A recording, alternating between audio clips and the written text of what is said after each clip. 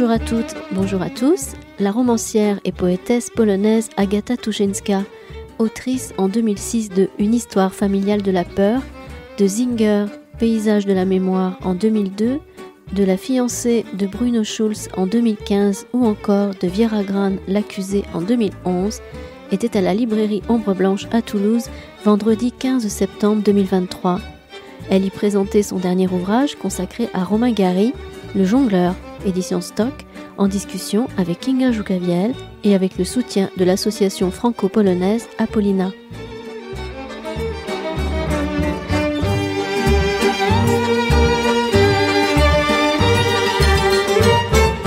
Bien, je voulais remercier, la voilà arrivée, Agata Tuszyńska, d'avoir accepté notre invitation à la librairie Ombre Blanche autour de ce magnifique livre aux éditions Stock, Le Jongleur. Et pour mener un peu cette rencontre, j'aimerais particulièrement remercier Kinga Jukawiel, qui est une amie de la librairie avec laquelle on a participé à de nombreuses semaines polonaises. Merci Kinga d'avoir accepté de jouer ce rôle de médiateur. Voilà, je vous laisse la parole à toutes les deux et merci d'être présents à la librairie. Rebonsoir et bienvenue à cette rencontre littéraire avec Agata Tuszyńska, écrivain polonaise que nous avons eu le plaisir de recevoir déjà à la librairie Ombre Blanche il y a une dizaine d'années à l'occasion de la sortie de son livre L'accusée Viera Gran, le livre qui a suscité un véritable tollé puisqu'il a remis en question la légende de cet héroïque personnage Władysław Szpilman qui a été pérennisé dans le film de Roman Polański, le pianiste, que certains d'entre vous ont sans doute vu. Ce soir, nous allons parler d'un autre livre d'Agata Tuszyńska, Le Jongleur, qui a été traduit par Isabelle Janès Kalinowski et qui est sorti récemment aux éditions Stock. C'est un livre qui est consacré à Romain Gary, écrivain français à la biographie hors du commun, qui suscite à la fois admiration et controverse. Mais avant cela, je voudrais vous présenter notre invitée, Agata Tuszyńska, qui est diplômée de l'École supérieure d'art dramatique à Varsovie.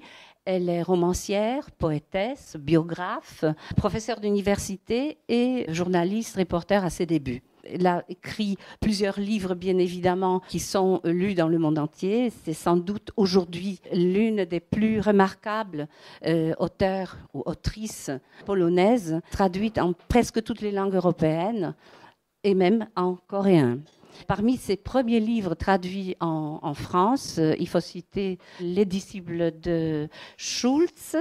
Ensuite, le deuxième livre traduit, c'était Zinger, Paysage de la mémoire. Les deux livres ont été publiés en 2001-2002, mais c'est le troisième livre qui a été publié en 2006 qui lui a apporté un succès en France puisqu'il a reçu un accueil très favorable, enthousiaste du public et des critiques.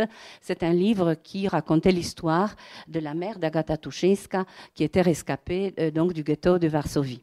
Alors j'en profite pour vous citer les autres livres qui sont traduits en français et que vous pouvez acquérir dans la librairie ou alors les commander.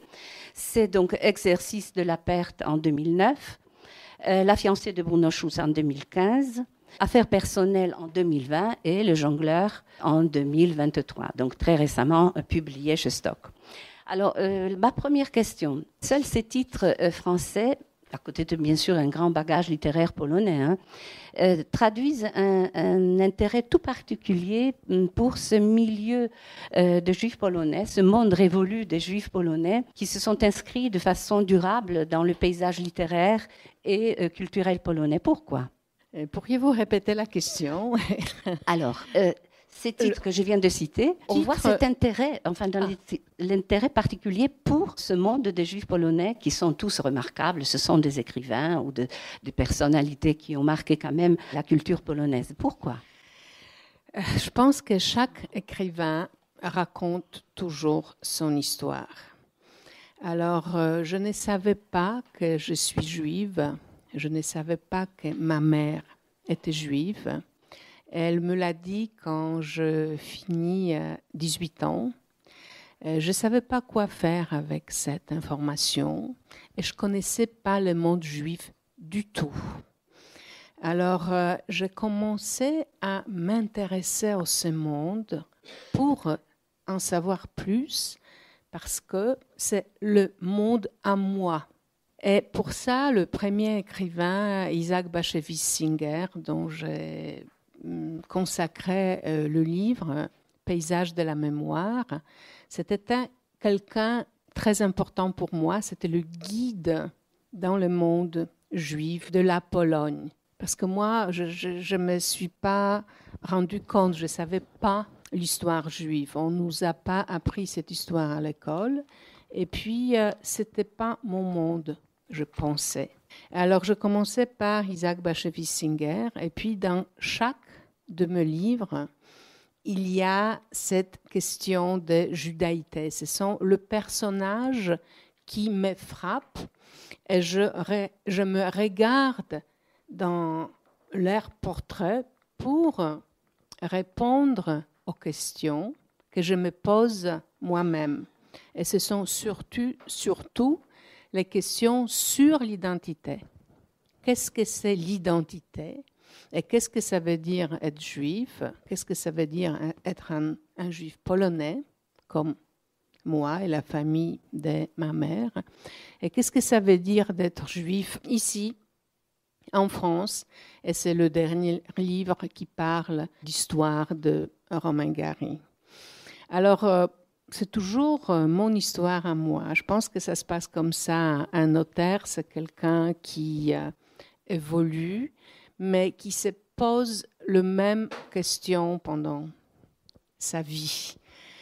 Et c'est ça qui m'intéresse. Je pense que je suis obsédée par la mémoire juive, et aussi par le passé.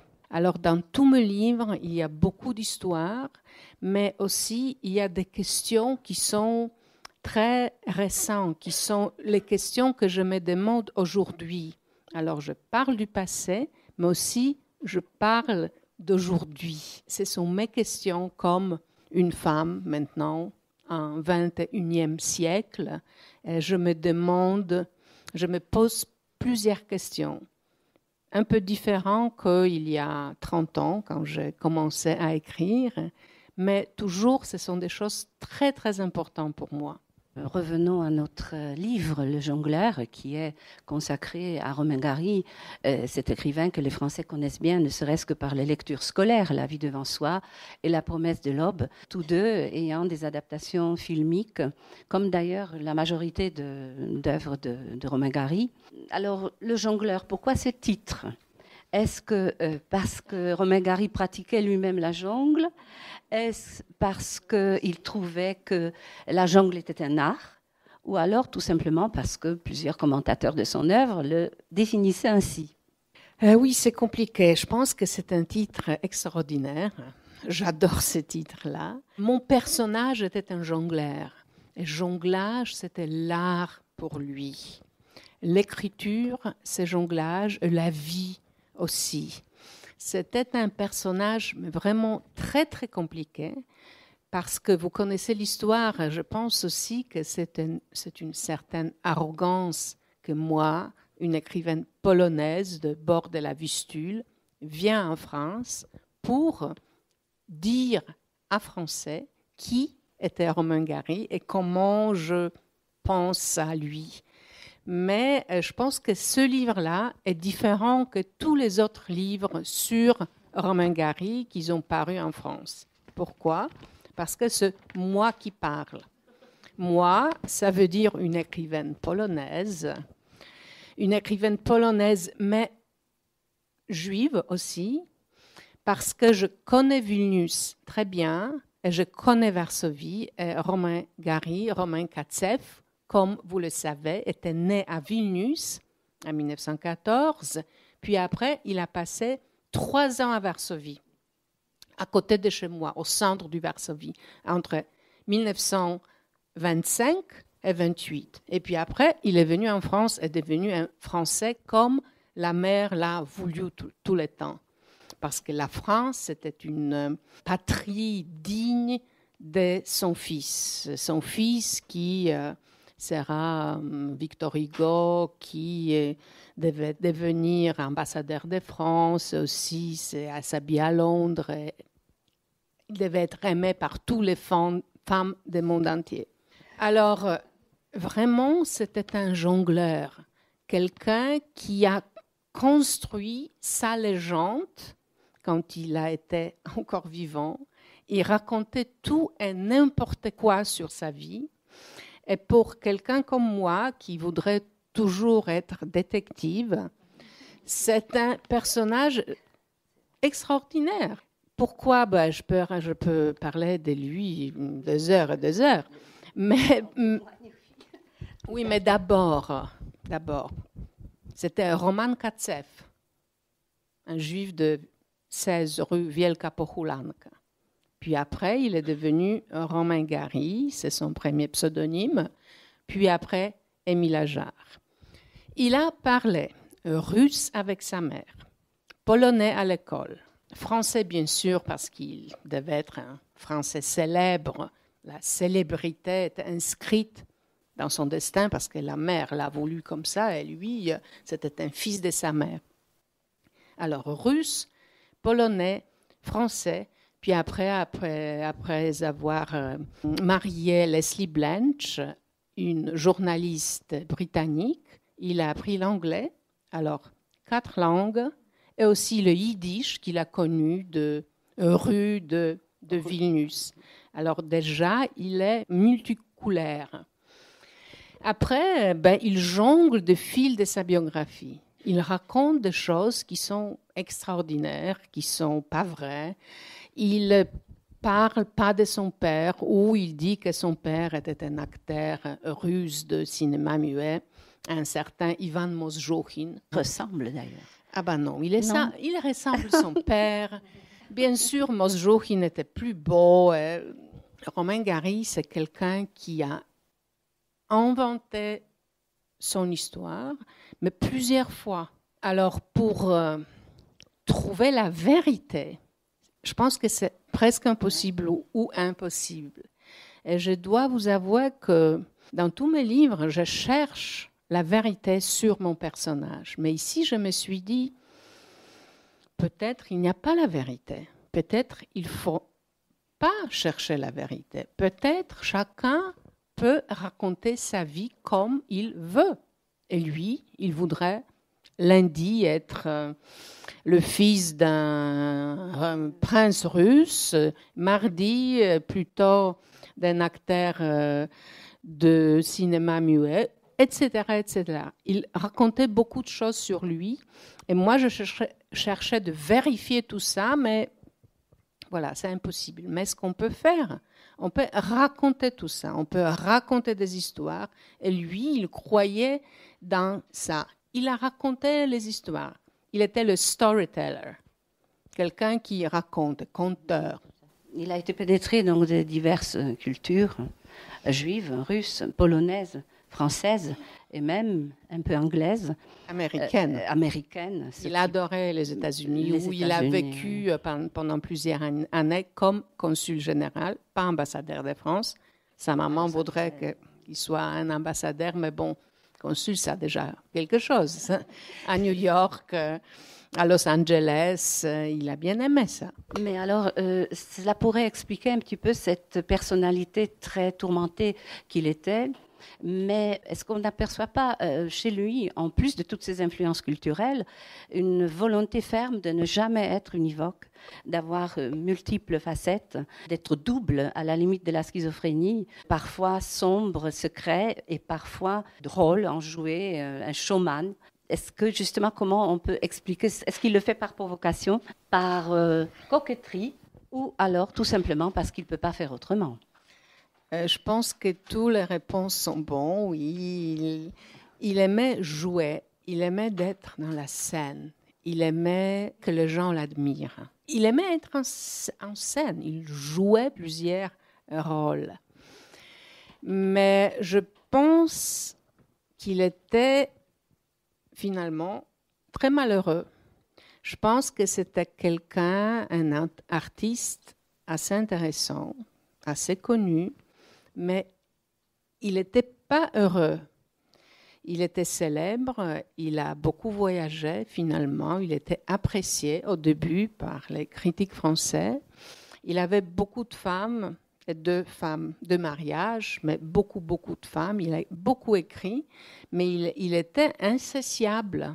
Il en voulait toujours plus et plus. Et c'est pour ça aussi il a joué plusieurs rôles pour être plusieurs personnages, pour en avoir encore plus de vie. Oui, mais est-ce qu'il a réussi? Il n'a pas réussi parce qu'il s'est suicidé finalement.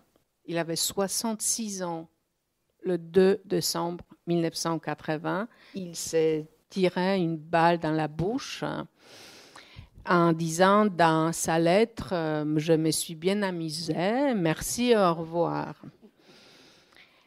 Et un an avant, sa femme, qui l'a divorcé, mais ils avaient le fils ensemble, une actrice américaine très très connue, populaire, Jean Seberg, elle s'est suicidée elle aussi en 1960.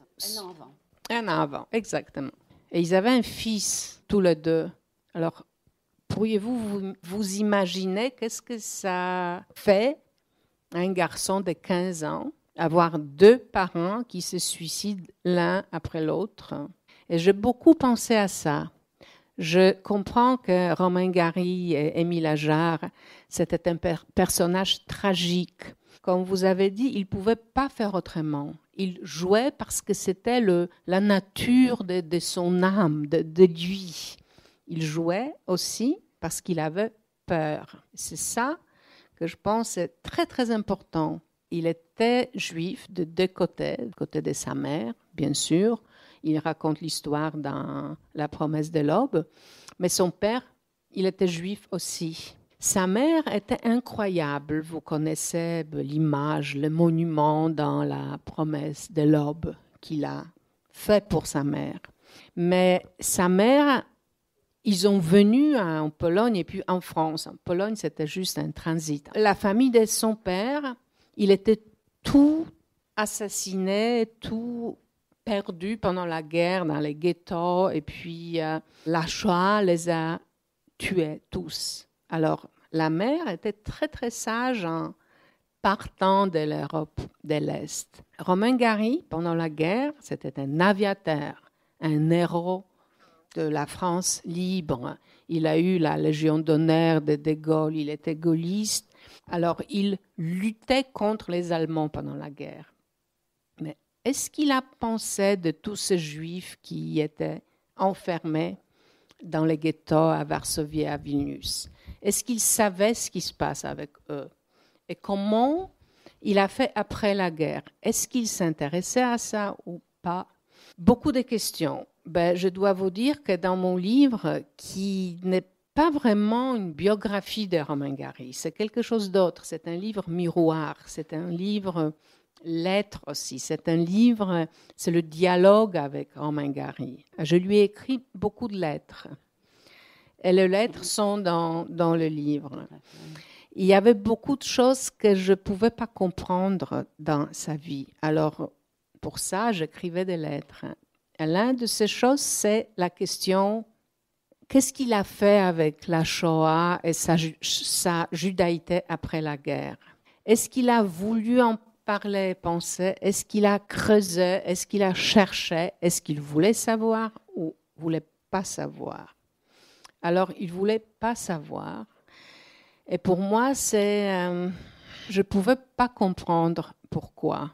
Et j'essayais de comprendre, je n'ai pas compris parce que je pensais que c'était un homme courageux. Alors, il avait le courage d'être un aviateur pendant la guerre, incroyable, mais il n'avait pas assez de courage pour se confronter avec sa propre histoire, avec la Shoah, avec sa famille qui a été tuée pendant la guerre, et aussi avec Vilnius. Il a beaucoup voyagé dans sa vie. Il n'était jamais venu à Vilnius. Il a refusé d'aller à Auschwitz. Et il a refusé d'aller à Auschwitz, oui, vous vous souvenez très bien de livre. Il est venu à Varsovie dans les années 60, quand La promesse de l'aube était publiée pour la première fois en polonais. Il parlait polonais avec le journaliste, ce qui était incroyable. La Pologne était émue. Ce n'était pas le polonais littéraire, mais il pouvait se communiquer avec eux. Mais il n'a jamais décidé d'aller à Vilnius, de voir, de regarder comment il est, comment la ville a changé, comment il n'y a pas de juifs, mais du tout, presque du tout, à Vilnius. Et qu'est-ce qui se passait avec l'histoire juive, etc. Alors, je lui ai écrit beaucoup de lettres sur ces sujets. Et aussi, moi, je suis allée à Vilnius pour décrire la ville d'aujourd'hui, mais aussi la ville de sa naissance, 1914, 15, 16, etc. Et je fais la même chose avec Varsovie. Il a vécu à Varsovie dans les années 20, comme je vous ai déjà dit, mais Varsovie, c'était une ville différente qu'aujourd'hui. Il y avait beaucoup de juifs, il y avait beaucoup de juifs religieux aussi, et il les a vus partout, à Vilnius et à Varsovie. Et puis après, rien. Alors, quand il est venu pour la première fois après la guerre à Varsovie, il a vu ça. Et ça l'a choqué. Mais on sent les Juifs partout, c'est ce qu'il a dit. Enfin, c'est ce que vous dites dans le livre, en fait. Qu'il les voit et que le manque de Juifs intensifie, en fait, cette présence encore et cette absence. Oui, c'est vrai. La présence par l'absence, en fait. Exactement. Sorte, oui. Il a dit ça en revenant de Varsovie à Paris. Il a commencé à écrire La danse de Genghis Khan, son livre. Il y a un sujet, il y a un dibouk juif dans ce livre-là. Mais je lui reproche, je ne sais pas si je peux utiliser ces mots, mais finalement, je lui reproche. Et oui, justement, je voulais vous poser cette question à la fin. Maintenant, vous avez déjoué tout mon questionnaire que j'ai soigneusement préparé. Non, parce pas, que pas tout. Vous avez répondu, en fait, à toutes les questions. C'est vrai, je peux répéter. Oui, non, pas de problème. On va se retrouver, je l'espère. Mais c'est vrai que c'était un mystificateur quand même. Et c'est vrai que vous l'accusez, vous l'excusez, vous excusez certains de ses excès. Vous comparez à lui, notamment en ce qui concerne la judéité. Pour vous, elle est fertile, elle est inspiratrice, et pour lui, elle n'a jamais été en fait réellement acceptée. Il se considérait comme métis, comme un demi-juif à la limite, mais quand même dans votre livre, j'ai trouvé le passage qui le disculpe un petit peu, parce que, paraît-il, il se serait évanoui devant le monument du ghetto de Varsovie à Muranów. Est-ce vrai ? Il s'est vraiment évanoui ou c'est une légende qui conforte c'est pas une bonne question. Lui, il disait qu'il s'est évanoui. C'est lui qui disait ça. Et qu'il est devenu juif à ce moment-là, c'est ça? Oui, exactement. Mais il a raconté beaucoup des histoires qui sont pas vraies. Mais peut-être ça a été vrai. Mais toujours, il n'est pas décidé d'aller à Vilnius. D'aller à Vilnius pour voir sa maison, pour voir le lieu où il était petit, où il avait sa mère et son père, où il y avait les synagogues, où il allait fréquenter avec son père, etc., etc. Est-ce qu'il s'est évanoui? Je ne pense pas. Mais c'était un acteur. C'était un acteur. Sa mère était une actrice aussi de théâtre russe de Moscou. Mais elle n'était pas une grande actrice, mais elle a joué dans sa vie aussi. Elle a joué un rôle de maman omniprésente, maman qui aimait et adorait son fils à mourir. Et je me demandais aussi, parce que je suis élevée par une mère juive, moi aussi. Je sais ce que ça veut dire. Et pour moi, c'était de temps en temps très difficile et très étouffant. Pas pour lui, mais est-ce que c'est vrai, encore une fois? C'est lui qui nous raconte l'histoire. C'est lui qui nous raconte l'histoire de sa mère aussi. Ce qui était très important pour moi aussi, c'était ma recherche dans les archives de Vilnius. Je trouvais beaucoup de documents qui n'ont pas été trouvés avant, l'acte de naissance, le passeport et le document de sa mère, de son père, qui, attention, existait très bien, était très vivant. D'ailleurs, c'est son père qui a quitté sa maman pour une autre femme.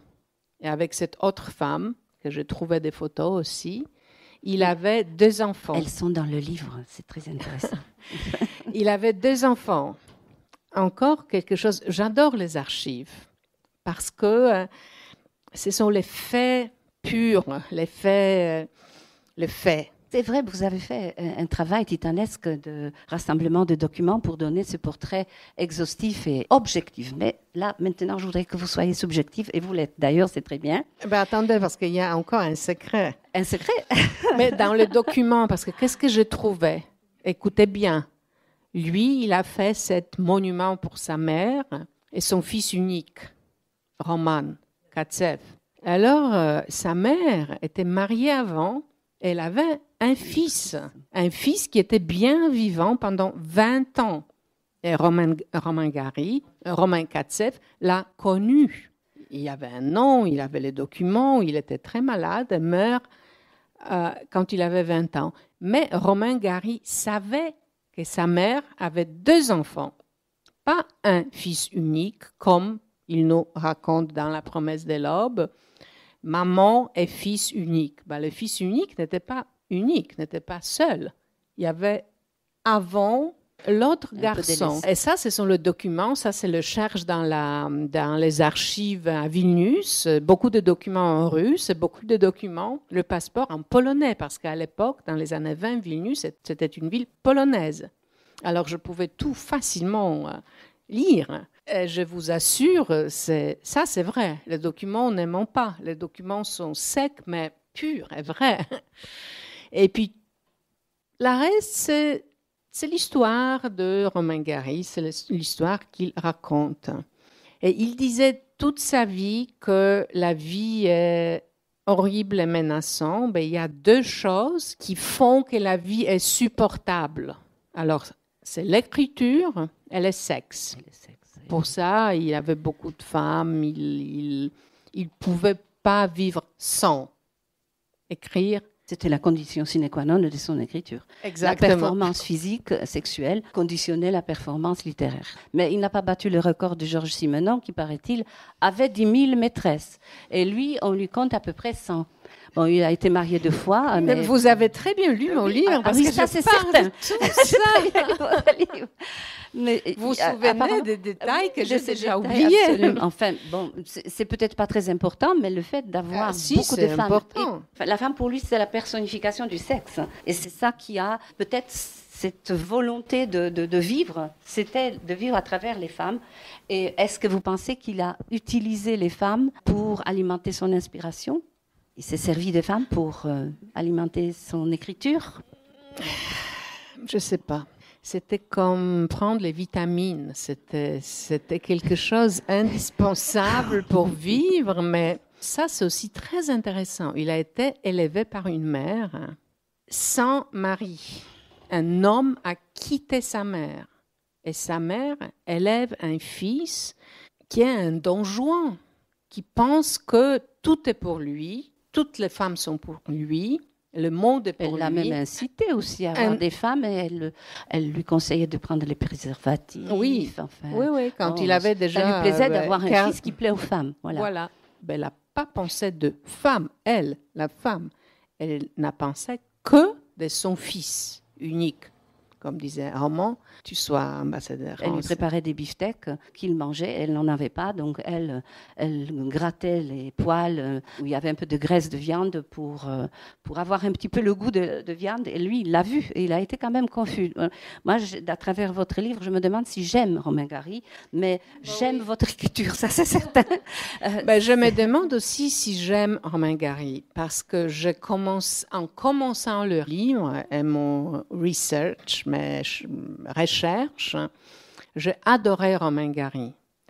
Et je me suis dit, ben voilà 2 livres qui sont vraiment incroyables. C'est La promesse de l'aube et La vie devant soi. Je pense que j'adore plus La vie devant soi. C'est le portrait de Rosa, incroyable. Et tout ce qu'il a fait avec la langue dans ce livre est extraordinaire.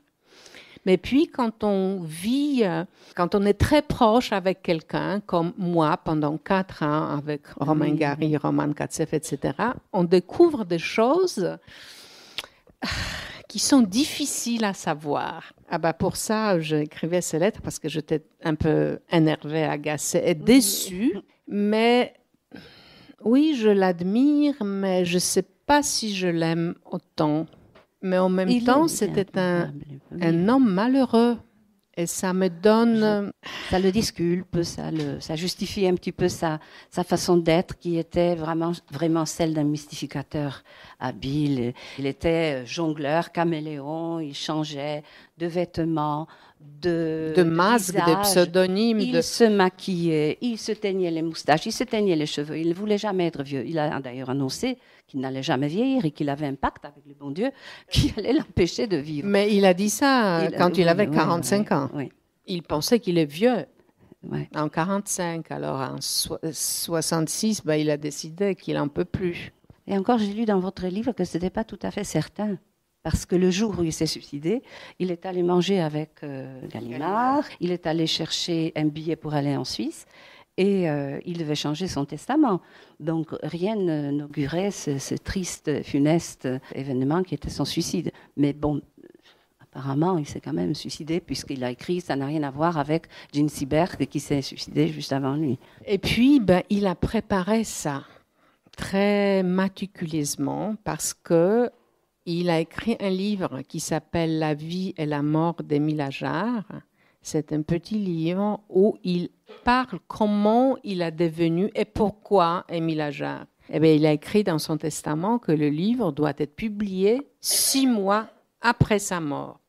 Alors, il savait qu'il va se suicider. Et ce qui m'a aussi fasciné dans ces personnages, et je pense ici, il était courageux. Est-ce qu'il a fait cette vengeance pour le critique, le pseudonyme qu'il avait, le courage de devenir quelqu'un d'autre après être battu par les critiques comme Romain Gary, parce que d'abord, il était adoré par la presse. Puis après, ils ont dit, mais Romain Gary, il n'a rien à dire, il ne sait même pas écrire, c'est fini Romain Gary.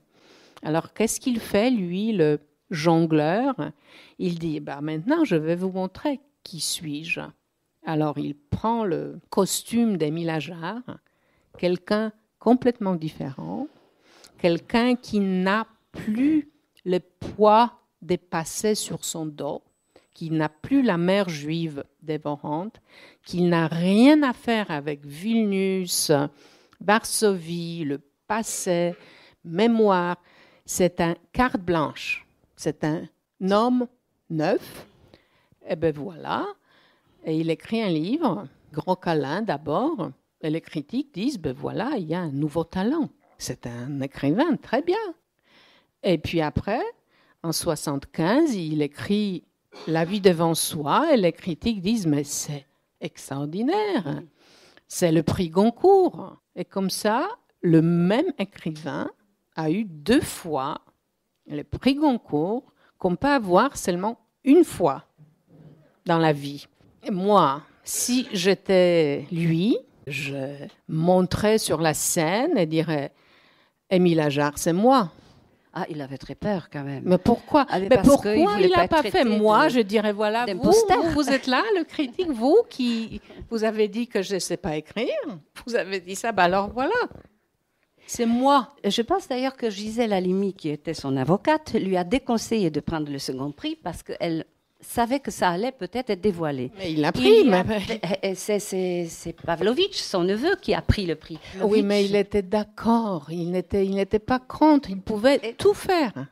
En 1975, il pouvait tout faire. Mais après, un vrai cauchemar pour lui. Je pense que c'est également ça qui l'a peut-être mené au suicide. Ouais, parce que vraiment, piégé lui-même. Il s'est piégé lui-même. Il voulait faire un pied de nez aux critiques qui ne l'aimaient plus. Donc voilà, il fait des super livres. Oui, mais il l'a fait. Qui n'ont pas du tout flairé la supercherie. Il y avait pourtant, vous écrivez dans votre livre, une étudiante qui a comparé les deux textes et qui, bien avant la révélation de l'identité d'Émile Ajar, qui a constaté que c'était quand même la même personne, la même écriture, et personne ne voulait la croire. Et ses profs étaient tout à fait perplexes.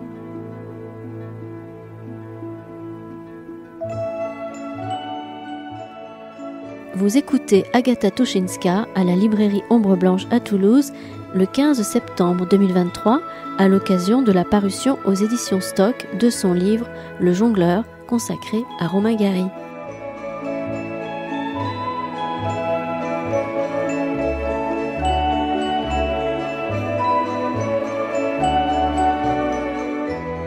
C'était absolument génial qu'il a inventé et ce qu'il a fait. Je ne connais pas l'histoire dans la littérature mondiale. Je ne connais pas une autre histoire comme ça. Qu'un écrivain dans 2 costumes. Et puis, qu'est-ce qu'il faut aussi se souvenir que pendant 5 ans, entre 75 et 80, il existait en France comme Romain Gary et Émile Ajar. Et il publiait le livre comme Gary et comme Ajar, et le livre qui écrivait Gary était nul, c'est ce que le critique disait, et le livre écrit par Ajar était plus ou moins génial. Mais comment c'est possible? Et qu'est-ce que ça veut dire?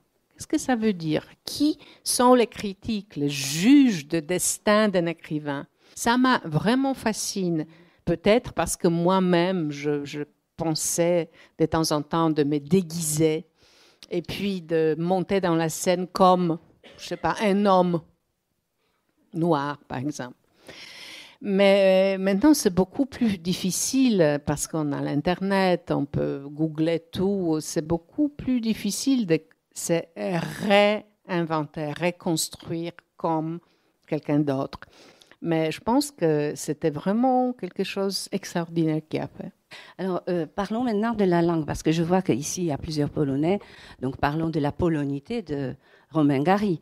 Il avait donc plusieurs citoyennetés, russes, lituanienne aussi pendant un temps, française, mais il avait aussi la citoyenneté polonaise, il connaissait très bien la langue polonaise. Il y a un fragment que j'ai souligné, on pourra peut-être le lire, où il s'exprime en polonais, il dit des mots parfois un petit peu à l'ancienne, mais il s'exprime quand même bien en polonais. Il a même écrit quelques poèmes en polonais, il a maintenu des relations avec les hommes des lettres polonaises, Słonimski, Przybylj, Putrament et d'autres. Est-ce qu'on peut dire que ce mélange du tragique et du comique, qui est propre à certains écrivains polonais, est également l'héritage de l'influence de cette littérature polonaise sur lui? Absolument, mais lui-même, il parle de ça. Il parlait d'influence de certains écrivains polonais comme Słonimski. Il a adoré Antoni Słonimski. Et puis, il a parlé de son sens d'humour, qui est totalement différent que le sens d'humour de français. Et c'est le sens d'humour juif, comme il l'a appelé. Et il disait qu'il a appris à Varsovie dans les années 20 et 30, parce qu'après, il voyageait plusieurs fois en France dans les années 30 et a vu Kwi pro Quo et tous les cabarets à Varsovie. Et c'est là où il a appris ce sens d'humour, qui était, comme il disait, encore une fois, plus proche des Américains que des Français. Alors, le Français ne pouvait pas très bien comprendre ça. C'est un peu l'humour à la Woody Allen. Exactement. Un peu ces auteurs. Ou Philippe Roth, oui, ce sont des auteurs judéo-américains. Voilà. Il faut aussi se rendre compte qu'il pouvait être un écrivain russe s'il restait à Vilnius et puis, je ne sais pas, où il est mort dans les ghettos, ou il va à l'Est et puis va survivre et devenir un écrivain russe. S'il restait à Varsovie, encore 2 scénarios, mais il pouvait être un écrivain polonais aussi. Oui, mais il n'a jamais écrit en russe finalement. La langue maternelle, le russe, était juste réservé à sa mère. alors qu'il a écrit en polonais, il a écrit en français et en anglais. Lady L, jouée dans le film par Sophia Loren, comme ça, pour une digression. Et d'ailleurs, c'est vrai que, je ne sais pas si vous avez vu le film La vie devant soi avec donc, Simone Signoret, et le deuxième film, donc La promesse de l'aube, avec Charlotte Gainsbourg. Mais ce rôle a été initialement tenu par Melina Mercouri, ce que je ne savais pas, mais je l'ai appris à travers votre livre. Donc il y a toujours ce retour. On peut apprendre des choses. Oui, j'en ai appris énormément de choses parce que c'est un livre d'une très grande érudition. Parce que, comme je viens de dire tout à l'heure, vous avez fait ce travail de rassemblement de documents qui est extraordinaire. Je ne sais pas comment vous avez pu le faire, mais maintenant que vous me dites que ça a duré 4 ans, je veux bien le croire. C'est assez extraordinaire. C'est un livre d'une grande, grande richesse et c'est un livre d'une densité narrative suprême. Vous êtes très gentil. Ah ben, je peux vous faire tous les compliments nécessaires pour vous convaincre de l'ingéniosité de ce livre. Donc, il y a les passages carrément lyriques. J'en ai sélectionné un qu'on pourrait peut-être lire si on a le temps, mais on va quand même laisser la parole au public parce que vous avez sans doute des questions.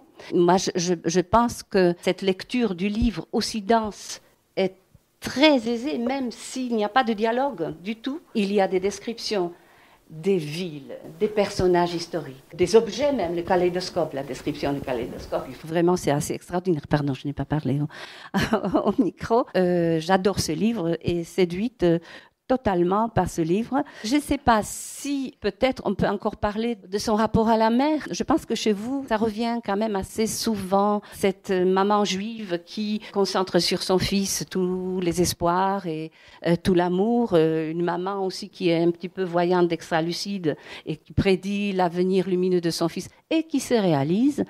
Et aussi, ça pourrait être une manipulatrice qui tient les ficelles de la vie de son fils pour réaliser des ambitions qui ne se sont pas accomplies. Absolument, elle a fait tout ce que vous avez dit, mais ce qui est triste, elle meurt en 1941, elle ne voit pas toutes ses prédictions se réaliser.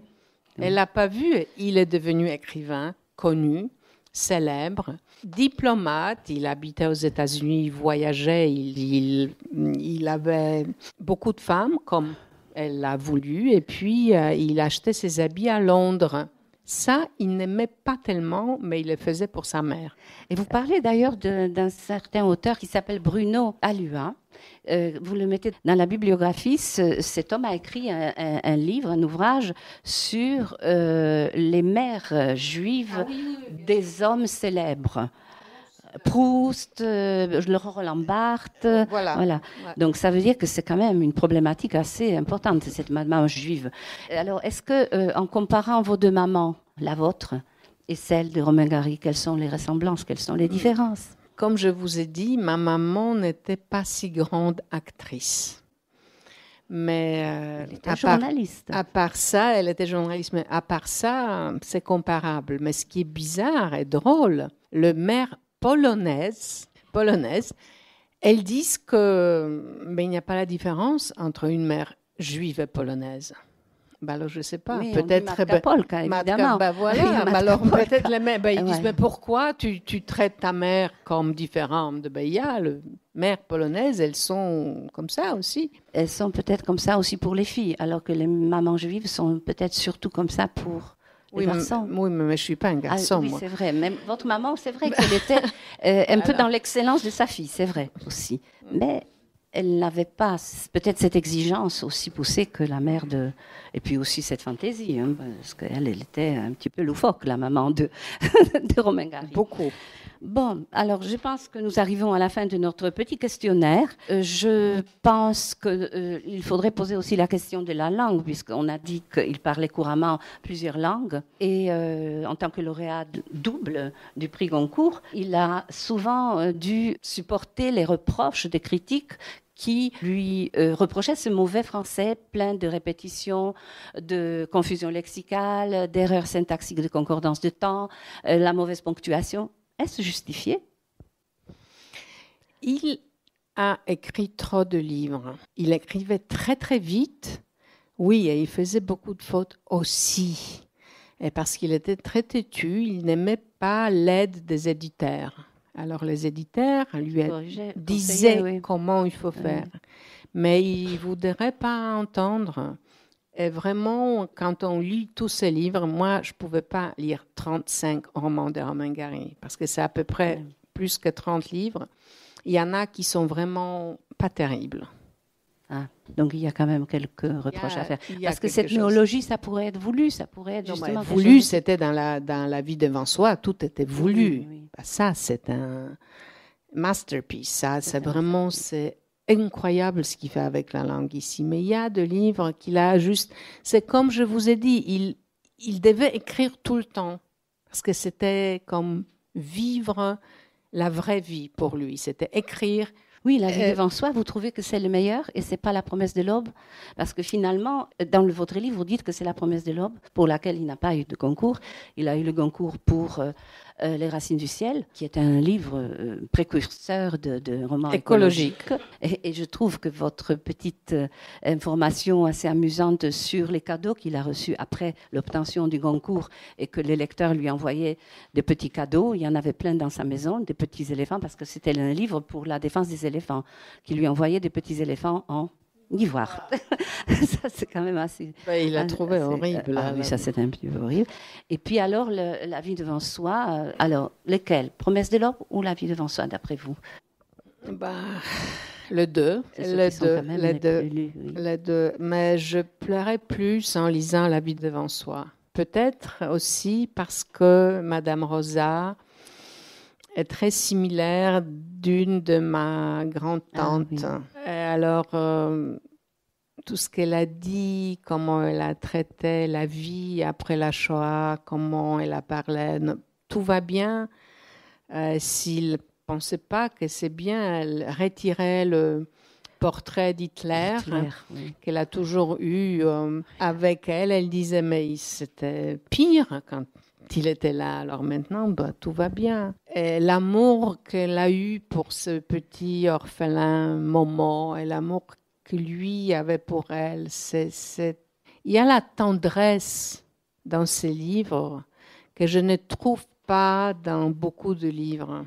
Aussi, j'aime beaucoup les angoisses de Roi Salomon. Je pense que c'est un livre aussi très, très bien. Oui. Et on voit l'écriture de Romain Gary. On sent que c'est Gary. Ça appartient dans ce monde garien. Et votre dernier livre, qui n'est pas encore traduit, Czarna-Torebka, c'est également les souvenirs de votre grand-mère. Vous pouvez nous en dire quelques mots? Je publiais récemment le livre qui s'appelle Le sac noir. C'est le sac noir de ma grand-mère maternelle. Le sac que ma mère m'a donné et montré pour la première fois quand elle m'a dit qu'elle est juive. Et qu'elle était une petite fille dans le ghetto de Varsovie. Et le sac, c'est le sac de sa mère. Et sa mère, Della Goldstein. Alors, j'ai eu ces sacs, je regardais ce qu'il y a là-dedans, mais les documents qui sont là ne parlent pas de Della Goldstein du tout, parce que c'est le sac d'un certain Zofia Zmiałowska. Et tous les documents, ce sont les documents de Zofia Zmiałowska. Pourquoi? Parce que ce sont les faux papiers que ma grand-mère juive avait pour pouvoir vivre de l'autre côté du mur des ghettos de Varsovie après qu'elles ont quitté les ghettos. Alors, c'est aussi un déguisement, le faux papier, le faux document pour quelqu'un qui doit cacher son identité, qui peut pas être juif, qui peut pas dire au monde, mais on parle de 42, 43, 44, à Varsovie et en Pologne. Mais ma grand-mère a été tuée presque à la fin de la guerre, en octobre 1944, par un, comment dirais-je, pocisk przypadkowy, un projectile, un peu comme Schulz. Mais c'était le hasard. C'était le hasard. Mais le papier qu'elle avait, le papier Ariane, Ariskie papiery, które miała, c'était le bon papier. C'est pas ça qui l'a tuée. Alors, dans ce livre, j'essaye de raconter l'histoire de ma grand-mère, vraie grand-mère, Della Goldstein, en regardant le faux papier de Zofia Zmiałowska. C'est assez intéressant comment une se cachait dans l'autre, comment il n'y avait pas de traces de judaïté dans le sac noir, rien du tout. Même recettes pour la cuisine n'étaient pas juives, pas du tout. Mais aussi, c'est ça qu'il y a de lettres de ma mère, la petite fille, à sa mère. Et ça, c'est vrai. Mais dans les enveloppes, il y a le nom de Zofia Zmiałowska, qui n'existait pas, existait quelque part, parce qu'il y avait l'acte de naissance, avec tous les pieczątki, tous les tampons nécessaires. Alors, c'est le livre... Ma grand-mère me manque beaucoup. Ma grand-mère polonaise, des côtés de mon père, a décédé quand j'avais 12 ans. Alors, je n'ai pas vécu avec une grand-mère quand j'ai grandi. Et mes grands-mères n'ont pas vu quand j'ai devenu écrivaine. J'ai publié des livres, je raconte des histoires.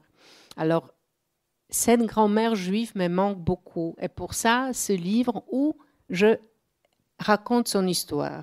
Et aussi, c'est important de publier ces livres maintenant parce que c'est important pour moi de vivre dans un pays où on peut vivre autrement, qu'on n'a pas besoin de faux documents pour être soi-même.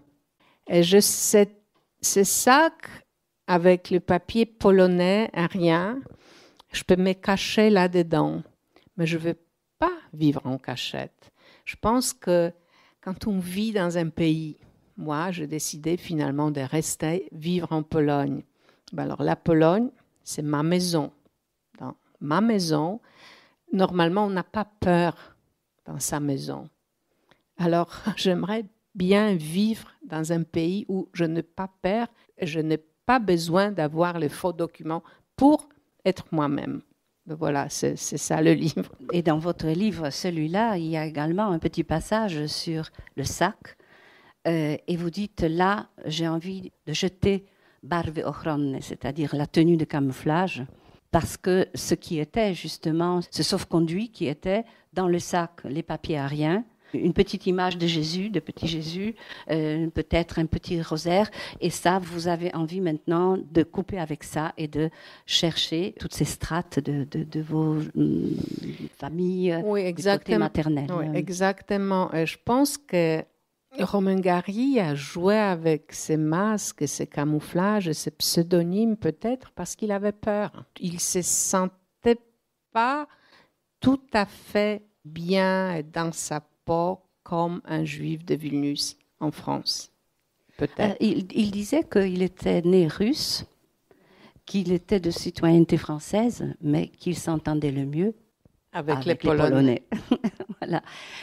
Ça ne sera peut-être pas le mot de la fin, parce que si vous avez des questions, je pense que vous pouvez les poser à Madame Agata Tuszyńska. Et je peux vous lire quelque chose en polonais aussi, si vous voulez.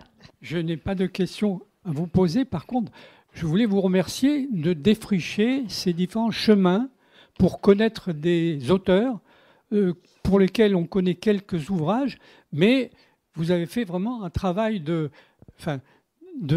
comment dit-on, de recherche pour savoir, pour trouver. Nous, il nous aurait fallu autant de temps que vous, mais on n'a pas l'occasion, on n'a plus le temps de chercher autant. Par exemple, puisqu'on vous avait rencontré là, quand vous étiez venu la dernière fois, là, vous nous avez raconté aussi l'histoire de Vera Gran, que j'ai relue. J'ai réussi ensuite, en recherchant sur Internet, de trouver des chansons qu'elle chantait. Et c'est elle qui chantait. Et de même que... Alors, je n'ai pas lu le livre en entier. Quand vous parlez de votre famille, la peur de la famille, là, on comprend tout à fait ce que peut être la vie de ces personnes qui ont dû se cacher. Et à un moment donné, donc, ils passent de l'autre côté. Là, il n'y en a plus à se cacher. Voilà. Bon, merci pour cette... Merci pour cette remarque. Merci beaucoup. Finalement, même si Romain Gary, Émile Ajar n'a pas affronté sa judéité, mais en même temps, il en a beaucoup parlé à travers ses livres. Parce que vous parliez de l'angoisse du roi Salomon, la danse de Gengis Khan, etc. Pas partout. Pas partout, mais dans beaucoup quand même. La vie devant soi. 4 livres. 4, et il a écrit plus que 30 alors. Mais pourquoi vous dites que vous ne l'aimez pas finalement? Parce que... Je n'ai pas dit que je ne l'aime pas, je dis que je l'aime moins, que... surtout parce qu'il n'était pas faire avec les femmes. La façon dont il a traité des femmes, c'est inacceptable pour moi. Mais totalement, c'est impossible d'être si cruel et si... il a utilisé le sentiment des autres. Je ne sais pas s'il savait comment aimer. Et c'est aussi bizarre parce que dans ce livre, le personnage, le héros, il aime. Et de temps en temps, il aime, mais vraiment beaucoup et passionnément. Je ne vois pas cette... je ne sais pas s'il savait comment aimer. Et ça, c'est douloureux. Ça a été douloureux, cette constatation pour moi à propos de lui. Je connais évidemment moins bien que vous, mais je pensais justement, quand il a défendu Ginsberg, il a toujours été présent avec elle, auprès d'elle. Oui, ça c'est vrai, oui. Et puis il a maintenu toujours les contacts avec sa première femme aussi, jusqu'à la fin. Elle avait peut-être... Parce qu'elle était géniale, elle était extraordinaire. Géniale, oui, Leslie Blanch, c'était quelqu'un, c'était une femme qui a vécu 100 ans. 100 ans. Elle était merveilleuse, c'était une journaliste, c'était une femme des lettres, c'était quelqu'un qui adorait les différentes langues, cultures, elle a voyagé. Et la Russie, elle adorait la Russie, c'est comme ils se sont rencontrés parce qu'elle connaissait Pouchkine, elle a lu Pouchkine en russe. Mais ils étaient amis, ils ne pouvaient pas être ensemble. Et avec Jean, il l'a traité comme un enfant après, quand elle était déjà malade et droguée. Oui, il la protégeait quand même. Oui, il la protégeait. Oui, oui. Mais entre-temps, il y avait 100 et 100 d'autres femmes. Il aurait eu plein de procès aujourd'hui. C'est vrai, ce qu'il a fait. Oui, mais c'est pas faux. C'est pas faux ce que vous dites. Ben, je lui ai dit, peut-être c'était acceptable dans les années 60 en Californie, mais pas dans 2020 en Europe. Vous voulez un fragment en polonais puis en français encore avant de nous séparer? Alors, c'est là où vous faites la visite au musée de Wilno et que quelque part vous vous sentez redevable de cette mémoire juive. Je voudrais vous dire quelque chose que je regarde ça comme un texte écrit par quelqu'un d'autre parce que je me souviens pas que j'écris ça. Et puis après, je lis et je dis, tiens, c'est pas mal. Mais je ne me souviens pas quand et comment je les ai écrits. Quand on travaille pendant des années sur un bouquin, après on oublie. Chodzenie. Mój dziadek zaczął chodzić po 60, kiedy wyrzucono go z pracy i z życia.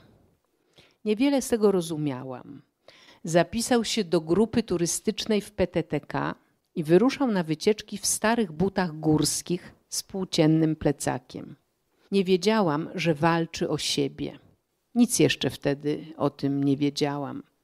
Ani o depresji, ani o chodzeniu jako lekarstwie. Pokonywaniu przestrzeni, żeby nie zapaść się w siebie. Nie dać zjeść czarnym myślom. Chodzenie jako rozpuszczanie w ruchu. Wychodzenie rozpaczy. Skąd mogłam wiedzieć? Dziadek wydawał mi się stary. Miał 60 kilka lat. Zauważyłam, że cierpi dopiero kiedy położył się do łóżka i odmawiał wstawania. Nie umiałam wtedy zrozumieć istoty tego cierpienia. Teraz wiem. I próbuję chodzić, żeby sobie pomóc. Nieudolnie, lepiej lub gorzej. Pozwalam się nieść nogą, kiedy już nie ma innego wyjścia. Dziadka nie ma od lat. Teraz położyła się mama. Już go przeżyła w bezradności i lęku. Osierocę cię, przyrzeka. Alors, le fragment que j'ai choisi, c'est le suivant. Ma visite au musée juif de Wilno ne donne rien. Les mêmes photographies, les mêmes recoins, ruelles, objets rituels, taches sur les images, un gémissement poussé entre les lèvres serrées. Je sais déjà. Bonne élève de la Shoah, je n'ai plus de larmes. Dans le puits du temps, le tunnel du passé que j'emprunte, l'air me manque.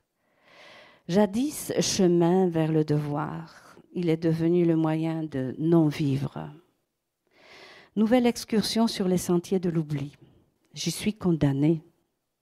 soit je m'extirpe de cette conscience innée, ou peut-être imposée du souvenir alors que les cœurs et les mots de ceux qui se souviennent ont disparu, soit je finis muette. Et vous n'avez pas fini muette. Il est vraiment très, très riche ce texte. Votre dialogue dialogue en fait, vous l'apostrophez, vous dialoguez pas vraiment avec lui, vous écrivez des lettres à Romain Gary qui sont très intéressantes, où vous donnez libre cours justement à ces sentiments de double vision de Romain Gary. On l'aime pas, je l'excuse et je l'accuse. Enfin, tout ça, c'est dans vos lettres. Et puis, évidemment, il y a ces passages lyriques, il y en a plein dans le texte. Il y a aussi dans le texte pas mal de photos. Ça intéresse souvent les lecteurs. Donc, vous verrez le papa réel, puisque vous maintenez que c'est quand même Leib, c'est-à-dire Lion, Leib Katsev, qui est un personnage élégant, un personnage...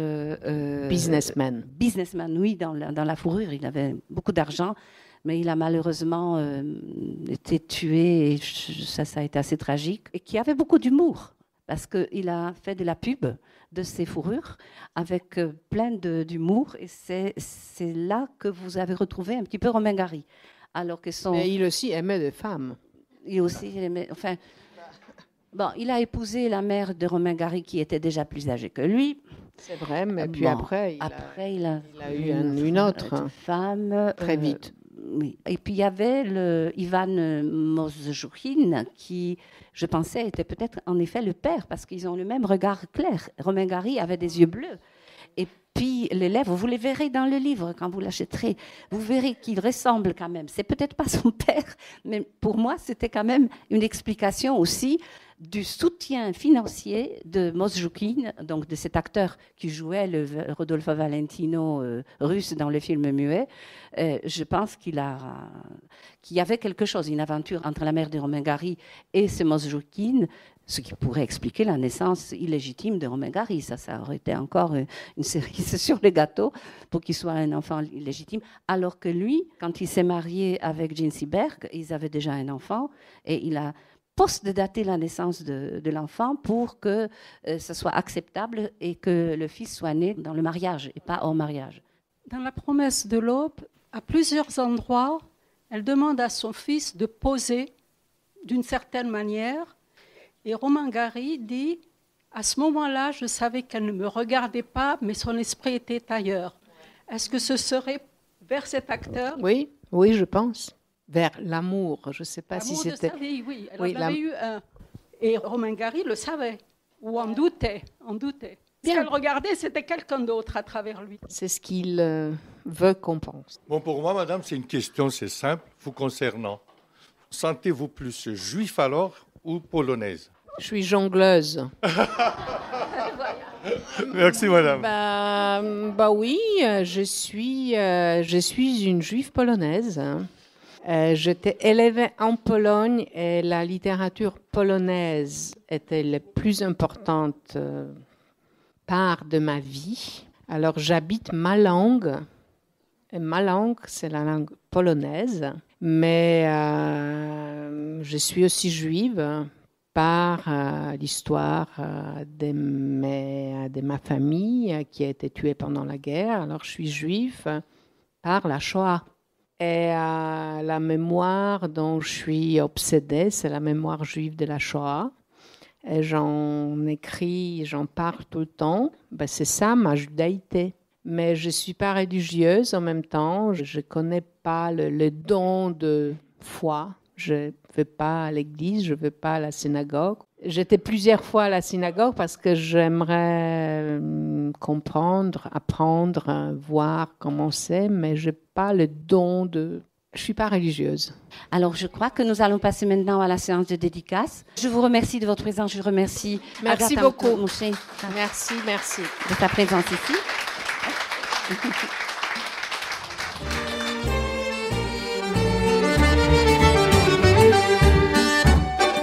Le livre d'Agata Tuschinska, Le Jongleur, est publié aux éditions Stock, traduit en français par Isabelle Janès-Kalinowski. Vous venez d'écouter à l'instant Une rencontre enregistrée vendredi 15 septembre 2023 à la librairie Ombre Blanche à Toulouse, réalisée et mise en onde par Radio Radio avec Radio Radio Plus et Radio Terre.